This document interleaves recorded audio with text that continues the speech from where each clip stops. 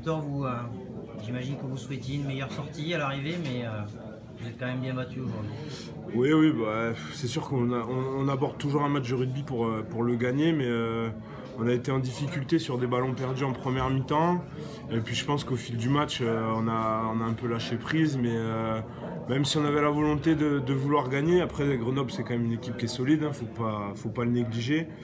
Mais voilà, après il y a eu des petites erreurs, je pense. Moi en touche en première mi-temps, en mêlée on a corrigé, on a eu des pertes de balles. Sur les pertes de balles, voilà, c'est la marque des grandes équipes, hein, une perte de balles, un essai en première mi-temps. Donc oui, c'est dommage, mais bon après c'est anecdotique plutôt qu'autre chose.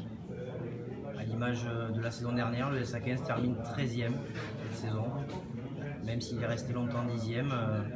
C'est dommage de ne pas avoir fait mieux, un petit peu mieux. Oui, bien sûr, parce que quand on est sportif professionnel, on est des compétiteurs, donc on a envie d'être toujours le plus haut possible. Mais il ne faut pas oublier que c'est un club qui se construit, qui a 5 ans était en Fédéral 2, il y a plein de choses, c'est vrai qu'on a tendance à l'oublier et à vite penser que ça fait longtemps qu'on est installé, mais c'est des choses qui se mettent en place petit à petit. Et pour que ça soit un club pérenne, et ça passe par des saisons comme ça, quoi.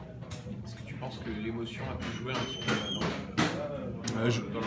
Ouais, je pense que l'émotion, pour certains, même si on l'a pas trop évoqué durant la semaine ou durant la préparation. Voilà, pour ma part, c'est vrai que j'avais un peu peur d'être envahi par ça. Alors je ne saurais pas vous répondre si ça a joué sur ma performance ou pas. Voilà, en tout cas, on a profité de ces derniers instants pour être avec tous ces mecs. Le sens de réalisme aujourd'hui, le sens de réalisme par rapport à Grenoble qui finalement a scoré quasiment sur 100%. Clairement, c'est ce que je disais tout à l'heure à la première question. C'est la marque des grandes équipes, hein. De toute façon il n'y a pas photo, et c'est là-dessus je pense que les coachs vont axer aussi le travail durant la saison prochaine, car c'est quelque chose qui nous fait défaut depuis 2 saisons. On joue, et voilà, on ne marque pas des points. C'est quand même un discours qui revient souvent, que dès qu'on rentre dans leur camp, on doit marquer 3, 5, 7 points. Voilà, aujourd'hui, les équipes comme ça, elles y arrivent, et à force d'y arriver, elles gagnent des points, elles gardent des bonus, et au final, ça joue sur une place supérieure. Victor, une page se tourne pour toi aujourd'hui. En quelques mots, qu'est-ce que tu garderas de ces saisons angoumoisines? Une page se tourne, oui, voilà. Après, c'est les aléas du sport. Qu'est-ce que je garderai? Je vais garder que le bon, parce que sinon je vais me morfondre tout seul chez moi, donc ça va servir à rien.